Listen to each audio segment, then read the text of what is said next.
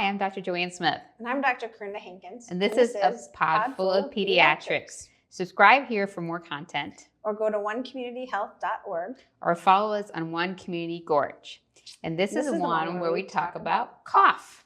And coughing is one of those things that really has a lot of different reasons why it can happen.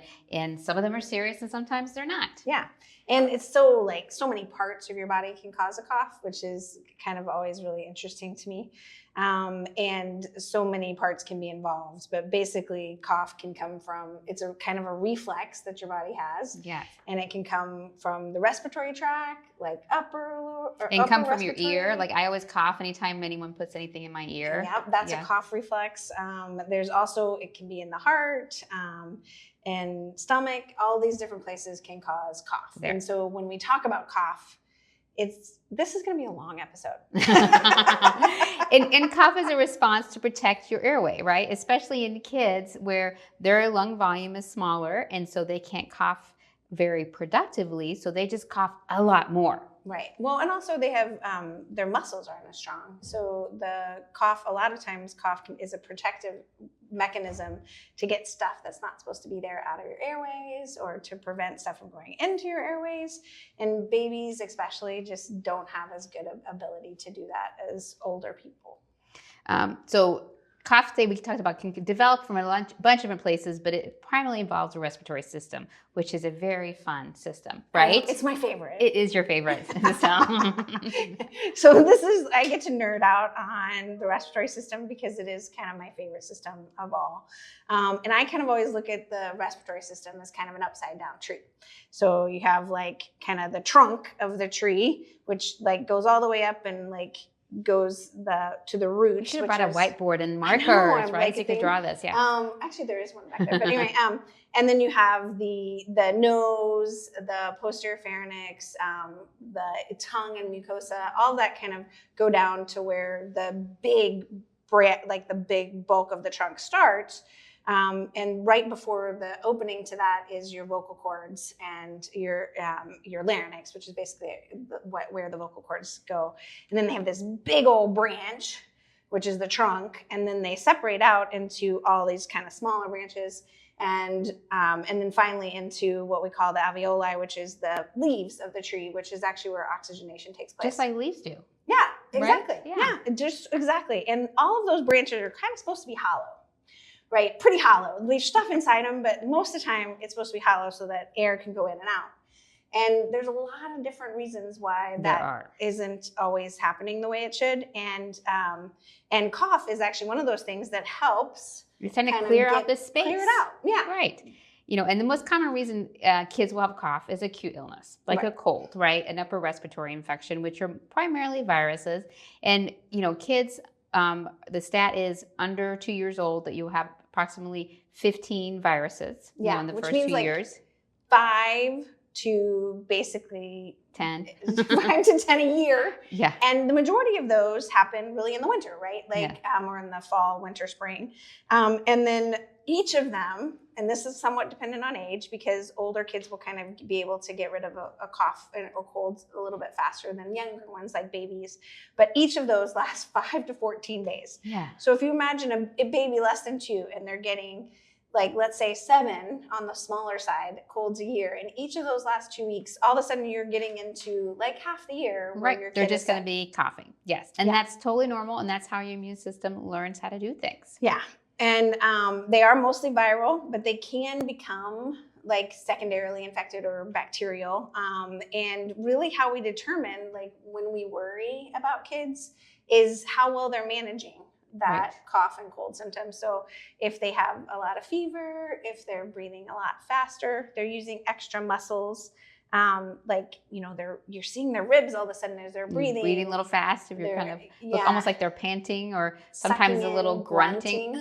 That's like right. that. Then you're like, oh, that's not good. They are working hard to breathe and they're not coughing very effectively. And usually when they start to have more trouble breathing or faster breathing, they also have trouble doing what they're supposed to be doing, which is eating, drinking, staying hydrated. Playing, right? Yeah, and that's playing. The nice thing about kids. In general, they're going to play. They're going to act themselves if they can. So if they're not, you're like, maybe they are a little sicker than we expect. And I do think this is the reason that we love kids so much, is that, like, truthfully, kids try to play through everything. Like, they want to be playing, they want to be doing stuff. They don't want to feel sick. They do not want to feel sick. And so if your child all of a sudden is not doing anything and is really not playing, not wanting to get up, that's actually a sign that they're sick. And those are absolutely times we need to see them. For sure. And so how we treat these acute illnesses just depends on the cause, but the cough is usually like chunky or juicy. Like you can hear the snuff in there. Yeah. Moving through those airways. I know, trying to get it out of those alveoli. Yeah.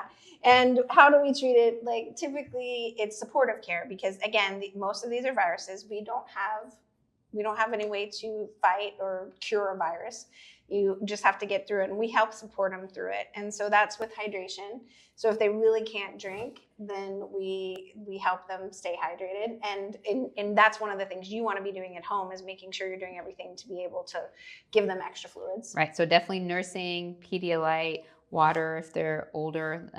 Then 6 months is the youngest you start doing water, and really they don't drink enough water until they're toddlers. Yeah. And then, so really it's just Pedialyte as your kind of like rescue fluid. If they're not, if they can't nurse or do their regular formula. And so then there's also warm fluids actually can be helpful. Yeah. They thin secretions help kind of let the baby or the infant or even toddler get more cough out with more secretions out. And then suctioning. Of course, the gold standard. Suction. I love suctioning. Yes. We don't love doing it, but it's super important, and it is to get the snot out. That I'll even like demonstrate in clinic, because I think suctioning is such an important part of keeping your kid healthy. And you use a little saline or salt water and kind of put it in their little nose, and then you just suck it out with a bulb or the nose free. And they absolutely hate it, but you know what? What they hate more is not being able to breathe. Right. So, and especially not being able to eat because they can't breathe. Right. So suctioning is so important, and it is really probably the biggest thing for upper respiratory infections, and a lot of other infections too, like we'll talk about.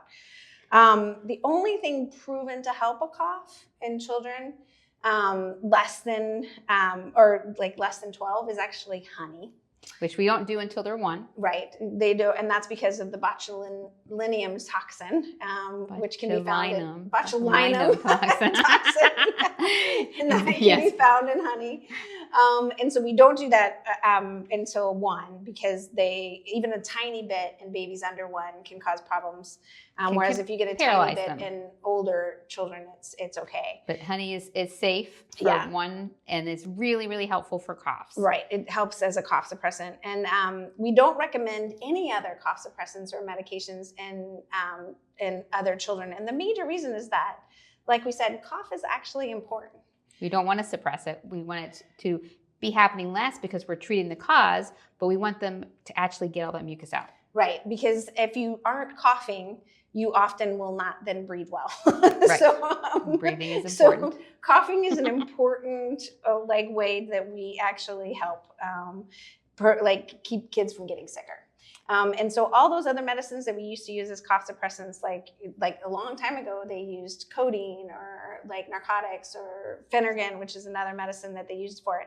Those actually, we don't use at all anymore, because not only did we find that they weren't helpful, but they also were dangerous. And so I can't remember the last time I gave a narcotic to a child. Thank goodness we don't have to do it anymore. We don't ever do it anymore. But the other interesting thing is that they've done a lot of studies on this, and there really are not other natural supplements or other things that truly help in cough either.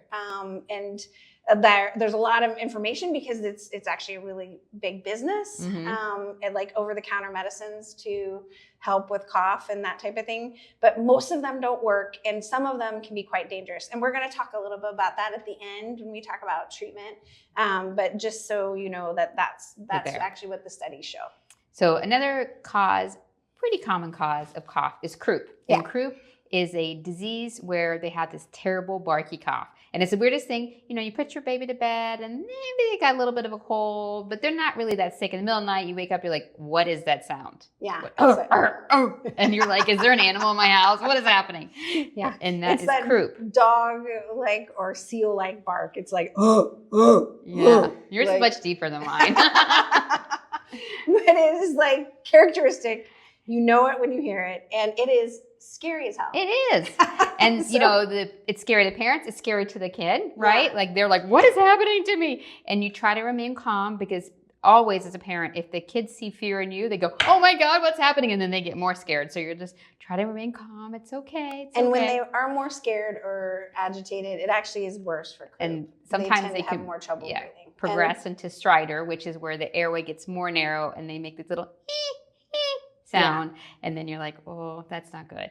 Yeah, and it's usually when they're making that, they're also like showing signs of distress where they're sucking in their upper airway. And that's because Croup is actually a disease or inflammation of the upper airway. And we're going to kind of talk about the respiratory system from like top down. Mm-hmm. But this one is the area where Croup is actually mostly typically from parainfluenza virus, which causes inflammation around the larynx or where our vocal cords are. And that's why you get that really crazy hoarse voice, barky cough, and stridor. And so what helps is to breathe in humid air. So if your child wakes up with that scary cough, first thing you do is go in the bathroom, make it steamy, hang out in there, and try to get your child to calm down. Yeah. And then go to someplace cool, because that actually, like that cool mist or that cool air after being in that warm, steamy environment is actually really nice for that upper airway. And sometimes that's enough. And they'll calm enough to be able to like drink and kind of make it through the rest of the night. If they're not and they're having that stridor or distress, then that's your sign you should go to the emergency room. But one of the biggest things we get is that like these kids they're horrible barky. They make it through the night, maybe by going into the steamy bathroom or whatever, but then they come the next day and they make the appointment first thing in the morning, right? Right, because it's been a terrible night. It's been a horrible night. And then they come and the kids running around and they look great. And they look great. And they barely have a cough, maybe a little hoarse voice. And the parents are like, I'm so sorry. We shouldn't have come. And I'm like, no, actually, I'm glad you're here, right? Like, yes. Because this is, especially with parainfluenza virus, it gets worse every night for about the first 3 nights. And so they can look great during the day, but then if you take that baby home in that nighttime, it's going to be much worse again. Yeah. And we actually have medicine to treat this because it is inflammation, and inflammation responds really well to steroids. And so if we use steroids for Croup, often we use a specific steroid. Yes. That lasts a couple of days, actually. It's a longer acting one. It takes about 4 hours to kick in. So you want to do it early enough that night won't be so bad. Yeah, exactly. And then they, that actually lasts through the worst of it. And then usually they're able to overcome finish off the rest of the illness on their own. And so this is one that we can actually truly help with. And we know from personal experience, it's really scary. I mean, it is. Yeah. Both of our kids had Croup most kids have Croup at some point or another. And it is terrifying. In the middle of the night, you wake up and you're like, what was that sound? Right? Like, is that in my house? That is so crazy. It is. It is and it's scary, and your child is scared. And so no matter how much we have seen it or treated it or anything else, it's even scary when our children had it. I really didn't love it because my daughter my middle child developed asthma too, and her asthma cough was a bark. Yeah. And so literally every time she got sick, she would bark. Yes. And so we heard a lot of this. Yes. Here we go again. Yes. But, as we treated her asthma, it got a lot better. And that was one of my signs that we needed to treat her asthma, is that she would do this every time she got sick. So. Yeah. And, so we talked about oral steroids is a treatment, and we do it in a hospital or office setting because it's actually a medicine that is hard to give as an outpatient. And we used to give it as a shot when we first went out in practice, but they actually did some science and they're like, wow, the oral one works better and is less stressful for the kid. But interestingly, they give the same one we give it a shot, just give it as an oral, because if they make the suspension form, you have to give a ton of it, and no kid will drink it. And it kind of tastes bad. Whereas the one we actually give in an injection form, if we just give it orally, it works better even. Yes. And is tiny little amount that they can swallow and do really well with. And it works great. Again, though, if you're having that really bad stridor at night, they're having a lot of trouble breathing, that is one of the times you go to the ER, because there are some other medicines that you can give. Including a inhaled medicine that works very well for that stridor part of Croup. They would give you steroids, and then if they're just not improving, they're going to admit you and give fluids and that type of thing. Yes. Again, though, the good thing about Croup is usually it lasts for a prescriptive period of time. And as long as we can get those steroids on board, they do really well. They just have a cough for a week, but it won't be that cough, which is good. Yeah. So another cause of cough that is not that uncommon is a kind of congenital reason called malacia, which malacia is like Latin root is like lazy. So it's kind of like a floppy airway, and it shows up in infants, and it's kind of again like a squeaky kind of sound, noisy breathing, like breathing. But not quite like stridor. You Right. just kind of hear them. It almost like they're like laughing a little bit. Yeah, but it's also typically when they breathe in, and it's typically more upper airway type things. And it definitely can be more prominent in certain positions or when they're sleeping. Most babies grow out of it. Yes. But it gets worse before it gets better. Yes, they get louder as they get a little bit stronger. Right. So you'll have that like 2 to 4 months is often the time where they sound the worst. And then after that, they start to improve. And this is really anatomic, and it's because they have that little floppy airway, and that does typically get better with age. Yes. And then reflux is another one we talked about in one of our other podcasts, but reflux is where things in your stomach, so whether they be liquid or food or stomach acid, kind of come up through the esophageal sphincter and can take baby's breath away or a kid's breath away, or sometimes make you cough to kind of clear your airway. And sometimes even they kind of get a little too much of it in that airway, and they try to kind of cough, but again, can't get rid of it. And so they'll breathe some of it down. And that actually can cause, again, more coughing because they don't like that. Who does, right? Yes. Okay. Babies don't like that, but the lungs don't like that at all. So, and sometimes it can sound like a choking cough, especially during the night. Others, infants, it's just really noisy breathing, and it doesn't distress them that much. They're just opening. There's not a lot that helps like the baby, the infant reflux, because it's really has to do again with that musculature. Mm-hmm. But upright positioning after eating, interestingly, they've done a lot of studies in limiting dairy helps some. And then as kids get older, you avoid foods that are kind of acidic, like tomato-based foods that are going to be like kind of cause more reflux or your pH from going a little lower than it should be. And then if they still have more problems, you can add in like acid blockers or proton pump inhibitors, and those can work really well for reflux. And sometimes reflux can lead to aspiration, which is when that stuff from your stomach comes up all the way into your lungs. And aspiration is a good, it's good you cough when you have aspiration, right? You're trying to protect your airway. It's a protective reflex, but sometimes it's not that effective for kids. Right, yeah. Like basically as it comes up, they try to close off that airway. So sometimes they actually try to breathe against a closed airway. And that's kind of that... like kind of right. Scary. We all do that when you drink and it goes down the wrong hole, right? You're like cough and cough, and you're like, yeah. And you're really trying to get it out of that. Yes, your lungs are like, please help me. But sometimes you just can't get enough out, and it really does go down into your trachea or even into your, like we said, those like bronchioles or bronchi, which kind of are those branches of the tree. And that causes the cough, but also can cause a little wheezing or other things. And that's all because your lungs hates stuff being in there. They hate stuff being in there. And so, they hate mucus being in there. They hate food being in there. They hate toys being in there. They really hate toys being in there. And so when we talk about aspiration, we talk about liquid and stuff you eat, but we also talk about like foreign bodies. And some of the major foreign bodies are like food, right? Hard food, like cereal or carrots, pieces of apple, chips. Yeah, any of those things. It's one of the reasons why you should always watch your children while they eat. Yes. Really, you shouldn't do hard foods when they're little, and they can't like chew or and they might not be. They just don't pay attention, right? When toddlers, you really need to have them sit down while they're eating. Sit down, because don't if they're let them walking around, they fall, and that goes right into their lung or somewhere else. And because that airway is pretty small, a small can get stuck. Piece of things can actually cause a lot of trouble. Yeah. I have the best foreign body story, and it was really crazy. We were in residency, and it was the middle of winter, and so we see a lot of RSV, which we're going to talk about in a little bit, but causes bronchiolitis. This baby, 6-week-old, came in with bronchiolitis, and he was pretty sick, and we were suctioning and saline and, trying to give every oxygen, everything we could to help him, make him better, but he was just getting worse, and he was scaring everybody, and so we decided to transfer him from the floor to the intensive care unit. And the intensive care unit has kind of better nurse suctioning, they have like these really long tubes that can suck like wall suction, yes. Yeah, really strong. And so the first thing that happened when the baby was sent to the ICU is suctioning. Like we said, suction is so important.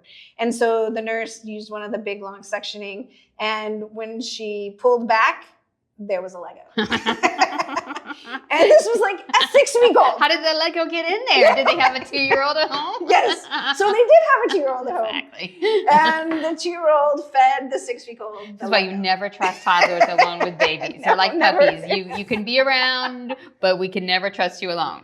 So your lungs don't like food, but they also really don't like toys. Yeah, exactly. And amazingly, once that Lego came out, he still had a little congestion and all that, but did so much better. So much better. It was like, thank goodness. Yeah. The baby did great. Like, got to go home the next day. It was so much. We were so scared about that little one, and it was this tiny little Lego that had gotten lodged in his bronchi. So.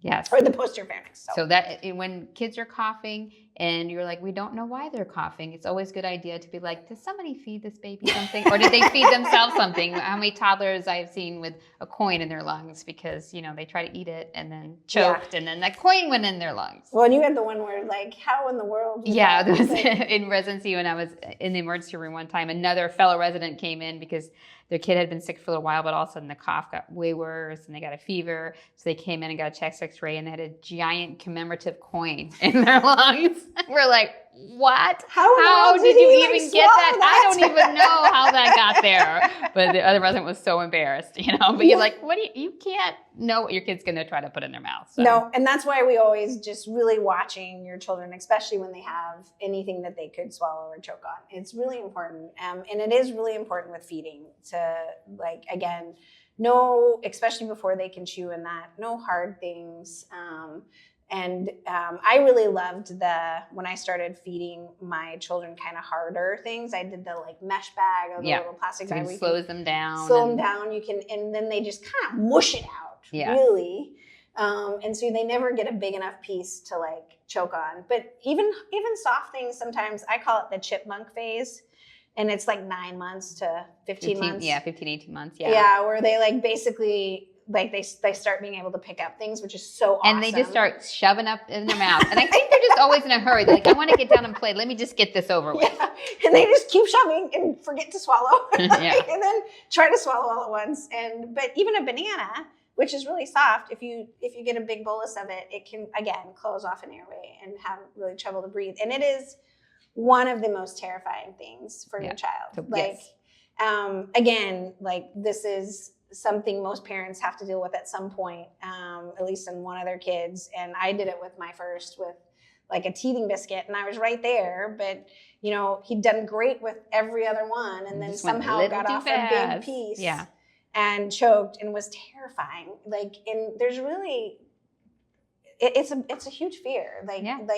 Even knowing what to do, which I did, it was really scary to have to deal with that with my child. So, I think that's when I like went to the mesh bag and like put everything else in there. And it doesn't mean don't feed your kid foods, right? But just pay attention if they're coughing when they're eating. Yeah. Pay attention what's happening, and help them when they can. Sit down, but stay calm. Monitor. Because again, if you get show fear, then they're like, oh my God, and then they get more scared. Deeper. Yes. And also don't feed them in the car. Because that's the hardest thing is when you hear them coughing, choking while they're eating their snack in the car and you can't get to them. Right. So just try to wait till you get there. Yeah, exactly. And then other issues like ENT. So again, this is all kind of upper airway we were talking about, but allergies, ear fluid, huge tonsils. All those can make you cough, right? Because mucus kind of gets stuck places and then just all of a sudden dumps down your throat and then you have a juicy, juicy cough. Yeah. And those are all, again, what we do a lot with is saline suctioning. That all helps with those things. But if it's too much, then you need to be seeing a specialist or at least go to see your pediatrician. Yes. Bronchiolitis is the little tiny airways. And so this is a super common reason for a cough in an infant. Yeah. It's actually the most common reason in winter. Yes. And it's a kind of a wheezy, crackly cough, and mostly they just sound junky. And I call it the snot disease because it is so much snot. It is so much snot. Like, yes.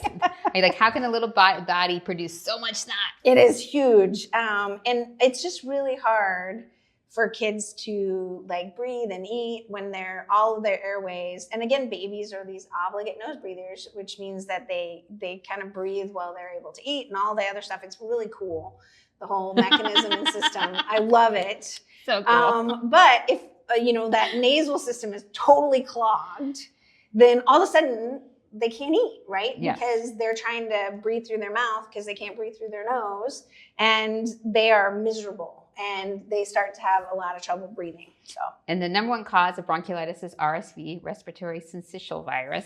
And that we're going to talk about in a different podcast about how we can prevent it these days. But there are other viruses that can cause bronchiolitis too. Yeah, and this is really the most common cause of admissions for children in the winter. Mm-hmm. Bronchiolitis has been that way for a really long time now, like yes. since we were young. Which was like yesterday, but Yeah. It might appear just as a cold in older kids and even adults, but for babies especially, because everything's really close together, they have so much snot, they can't get it out. They get really sick, and it is the most common cause of admissions, and it can be really hard to treat. At home, however, it's a virus. We don't have a cure, so treatment is supportive. So suctioning. And making sure they're well hydrated, right? That they're drinking, and knowing that once they have that cough, it can last up to 6 weeks. Yes, it is a really long cough. It peaks often at around 5 to 7 days, but it can last for a really long time. Yeah. And babies get admitted basically when they having trouble breathing. So they're breathing really fast, they're working really hard, they're not able to drink, and so they start to get dehydrated. They might, because they have so much, they can't oxygenate well, meaning all of those, again, oxygen can't get all the way out to that little leaf at the bottom because they can't get through all the snot. Yeah, so between that. So, exactly. So that is, they need oxygen. And we can, treat these things in the hospital, but it is better when we can actually prevent them, that's what we're going to talk about in the next episode. So the classic coughing disease is asthma. Your favorite? It is my favorite. It really is your favorite. It is my favorite. It's like, again, I love the respiratory system, but asthma is really one of the most common causes of a chronic cough. Mm-hmm. And the reason I like asthma is because talk about asthma. You don't like it personally. No, I don't like it personally. Yeah. I do. And like I said, my daughter had it. I didn't love that she had asthma, but what I do love about asthma is it's a great example of science, like mm-hmm. where we had this breakthrough right around when we were in residency. Yeah. So 25 years ago. I know. Just a minute ago. Where we had a game-changing discovery and medication that changed asthma. When asthma is basically this chronic cough that's caused by inflammation. So mm-hmm. it's inflammation in the airway. And it's typically those smaller airways that are the worst inflamed, but instead of being hollow, they're just kind of filled with inflammatory cells. They're swollen and air tighter. Can't get through well. Yeah. And it can't get back out. Yes. So they have not just the cough, because that cough is them trying to open the airways and get that mucus out, but also this wheeze, which is them actually trying to breathe out. So they get the and it's that expiratory sound. Instead of the inspiratory sound. So it's really trying to get air out, and they can't do it. And so, when we were in medical school, the treatments we had for that were all based on dilating the muscle. Right? Yes, albuterol in its various forms, just trying to open it up and help them breathe, which we still use today, but we know by itself, it's but the not other forms help. we had were horrible. We did. We had theophylline, caffeine, yes, a lot of prednisone, a lot of oral steroids. A lot of oral steroids. And again, the steroids were great for decreasing that inflammation, but oral steroids act what we call systemically, meaning they go throughout the body. And those kids would just be cushionied, right? They'd have the little chipmunk faces. Yeah. They wouldn't grow very well. Their bones took a lot of hits. And because we tried not to use it all the time because, again, it caused side effects, right? They couldn't do any of the things that they wanted to do. No, and those kids were in the hospital all the time. They had these weak lungs is what they were called, and they didn't get to play sports. They didn't get to be active.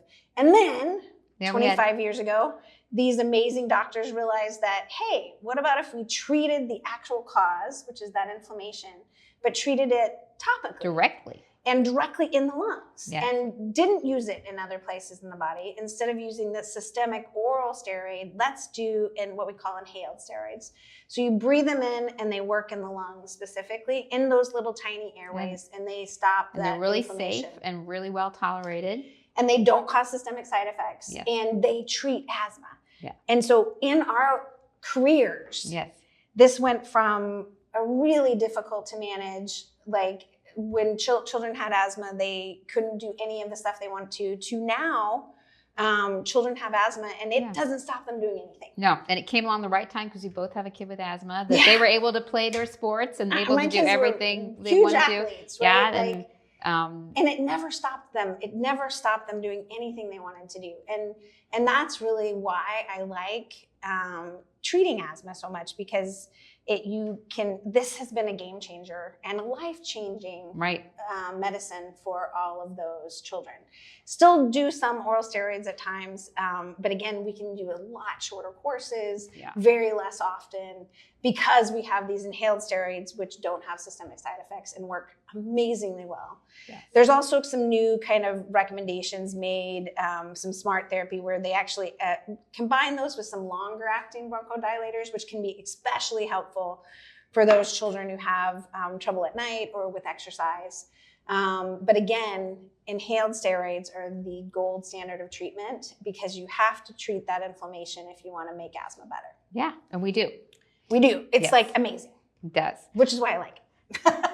So pneumonia is, it's kind of a classic infectious disease that causes coughing. And a lot of those are viral to start with, but they can become secondary bacterial. And it's really just, you go from just having a kind of a small cough to a much bigger cough and higher fevers and working hard to breathe. And we have to treat pneumonias with antibiotics. And the pneumonia is really bacterial pneumonia. Yeah, it's really in the tissue of the lungs. So it's that last space of the lungs that pneumonia settles in. And this is again, when it's viral, we support care for it. But if it's bacterial, we absolutely use antibiotics, and that can be very helpful in treating pneumonia. Yeah. And then we kind of talked about pertussis in one of the other podcasts, but that is a post-infectious cough. So that is, you kind of get over the initial infection, but you still cough for 6 weeks. 100 days. And, we have prevention for that with the vaccine. And then tuberculosis is another post-infectious cough that we don't have a lot of exposure to that in the gorge, but occasionally you hear of outbreaks from travel. People either travel to the area or travel somewhere else and brought it back. And that is even after you treat the disease, you can cough for a long time. And those both have kind of prolonged coughing episodes that can be pretty difficult to manage and hard to treat. And then there's these other kind of like funny ones where they're ones where you have to rule out everything else first, but they're like habit or tick coughs, and usually they start from like a virus, or an allergies, or something, and then but they kind of keep going. They just keep going, and they sound very forced and very fake, and kids will do them. And parents will always like, just stop that. I know, just stop coughing. And they're like, well, I can't stop coughing. And they really can't. It's something that they feel the need to clear. It will stop on its own eventually. And one of the really good ways that you can tell that this is the habit or tick cough and not something else is that it goes away when they're sleeping or eating. Like they just don't have the cough then. Yes. And then kind of another thing that causes all of us to cough, right, is just being around irritating external environmental forces like smoke, like when we have fires in the gorge, or people have cigarette smoke around us. Pollution. Like smog is a huge one. Perfumes, body sprays sometimes make people cough. It's actually one of the reasons I don't wear perfume ever in clinic. Right. Like I haven't since. Because people will get irritated by it. I do wear deodorant. But. Oh, well, thank you. We appreciate that. I appreciate being this close to you. It's not, but no perfume. Cold air, like sometimes irritating. You go outside in the cold air, it makes you cough. Yeah. And that's all kind of like a hacky cough. And, people always say, oh, I think they have asthma because every time they go swimming, they cough. I'm like, well, a lot of people cough when you walk into like a pool that is well chlorinated or has bromide, because that's an irritant to your lungs. And it's actually one of the reasons why they now have come, the American Academy of Pediatrics has kind of recommended against like teaching babies to swim by submerging them. Yeah, does not teach them. It's really not good. Chlorine and bromine are not great things to have in the lungs. And babies don't know to hold their breath when they do it. Right. So they do have a diver's reflex, but a little gets in, and that's the problem, is it can cause problems in the lungs. So those are all irritant type coughs. There. And then you have other things that can cause a cough, like in other areas of the body, like your heart, right? Like, so if your heart's not functioning well, then you might cough from other reasons like that. So again, a lot of different places in the body can cause cough, but we're talking mostly about the respiratory system. And so how do we like figure out what is causing what? You know, kind of in general, pediatrics is like playing a detective game, right? I know, You like gather all the clues, all the data. Puzzles, I know, right? we do. We love puzzles. Like, we love, puzzles are so fun. Escape rooms and things like that. Yes. And so, yes, being a pediatrician is often being in an escape room. Yeah, right? that's right. You find your way out. But history and exam, right? We take history from the parents and sometimes the kid, if they're an older kid, and we examine the patient. Right. And it's really important to have those in combination, because often the history is so important. Like when things started, how they progressed, what sounds they're making. And sometimes they're not making those sounds in front of us. Right. For like Croup, they look great. Yeah. Like they said there was an animal in my house last night. We're like, we know what that was. That's right. And we know how to treat it. And we know how to treat it. So, but that's the thing, is that it's part like being that detective and getting all those clues together, and then using the exam to make sure that we're finding what other clues they can give us, and then coming to hopefully a diagnosis. Sometimes we need help. Right. So sometimes we do some testing, right? There's a respiratory viral panel, which the emergency room doctors love. My husband loves that. That will kind of give you an answer. This is the virus causing the illness. And then we know how this illness progresses. And then we have some tests for bacteria and fungus too. Yeah. We don't have all of those outpatient. So a lot of times when you come to the doctor's office, we have a few viral studies that we can do, but not as many as in a hospital. And so sometimes, especially if they're getting a lot sicker or they're having more trouble, we also do a chest x-ray. That helps us see Legos and coins. Yeah, right? it's really good. Yeah. And it can help to see pneumonias. We don't always do that as much as we used to. Right. And the large part of that is that we really try to reduce radiation exposure to children as much as we can. And because if we can, like, kind of do stuff by listening in history, then sometimes we can treat it, like even pneumonia, without having to do the x-ray. Right. And so we will try to do that as much as we can. But if kids are getting really sick or we're really worried that there's something else going on, x-rays can be super helpful in diagnosing what's going on there. And then some of the older kids, like usually we say above 6, we can do pulmonary function tests, especially if we have someone we're not really sure they have asthma or not, because they have some symptoms that are consistent and some that are not. A pulmonary function test will help us figure that out. It's really hard to do pulmonary function testing in kids under 6, sometimes even under 10. Yes, it's a lot of cooperation. And so it's not my go-to for the diagnosis. Again, for asthma, really the diagnosis is based on cough. So cough at night, cough with activity that is chronic. And that's actually all that you need for the diagnosis of asthma. So, and so you can make that diagnosis without any type of testing. And there's really no other testing for asthma either. So yeah. And then sometimes we refer kids to a specialist or pulmonologist if they would need further investigation of what's going on with their cough. It's not fitting the patterns or not responding to treatment like we would think it should. And then and they'll do kind of more invasive studies than we would do as an outpatient. Yeah. So, and then we talk about treatment. Right. And again, we're not trying to stop the cough. We're trying to stop the reason that the cough is happening, because that cough is a protective reflex, is clearing the airway and making sure the baby breathes or kid breathes okay. Yeah, and it is really important to, again, recognize that, because, a lot of parents, and we totally understand, like, the cough is really scary, and it's scary for the child, and it's scary and for annoying. them, and my daughter used to always say to my son, "Stop coughing," and he'd be like, "I'm trying." But if you are not really treating the cause of it and just suppressing the cough, then you can do more harm than good. Right. And over-the-counter medicines, we know that they don't help and they can be dangerous. And there are approximately 30,000 pediatric exposures to cold medicines reported to the poison centers every year, with about 55% of these being in kids less than 6 years old. And 25% of those causing moderate or major side effects. Right.